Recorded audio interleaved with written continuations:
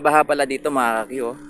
Ayan, dito sa sementeryo, sa may Sitio Naga. Ayan o, Holy Rosary Memorial Park.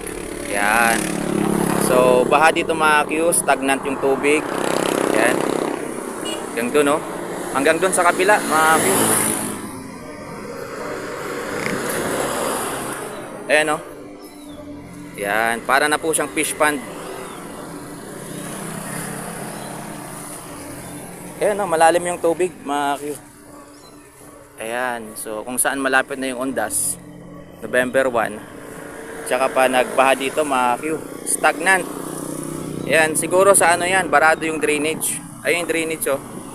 Ayan, barado. Hindi makalabas yung tubig. Ayan, so sana magawan to ng paraan dahil malapit na yung Ondas, November 1 na. Ayan o, para na po siyang dagat mga Q. Ayan o.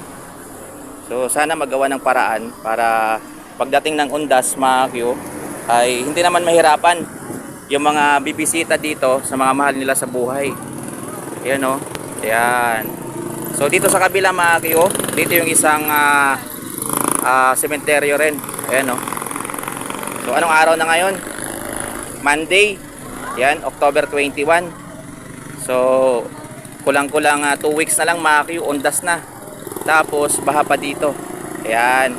Sana magawa nila ng paraan para kahit paano hindi mahirapan yung mga bibisita dito sa Ondas. Ayan o. Malalim talaga yung tubig mga kakyo. Ayan. Ayan o. So kung hindi talaga ito magawa ng paraan at saka ganito pa rin to hanggang November 1. So dapat sa mga pupunta dito magtsinelas na lang kayo. Yan, kung wala kayong motor, kung wala kayong tricycle, kasi kung naglalakad lang kayo guys, bababasa talaga pag nakasapatos kayo. Yan, pero kung may motor naman kayo, sakay na lang kayo guys, doon kayo bumaba. Yan. Ayun oh. Malalim talaga guys, tingnan nyo sa paa ko. Oh, hanggang yun yung tubig. Diba?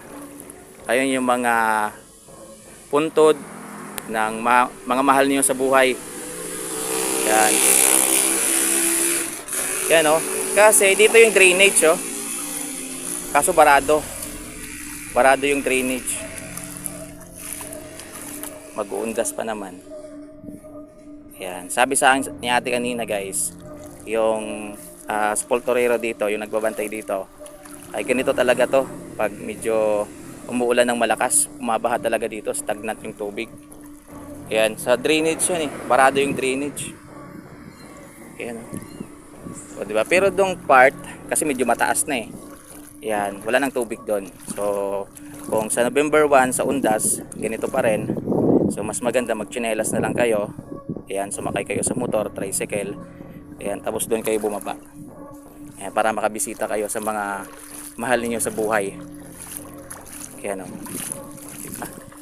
Hanggang dito, tubig pa rin. Yan, ayun si tatay, nagwawalis po siya. Kaya, oh, malalim hanggang dito mga Q. Yun.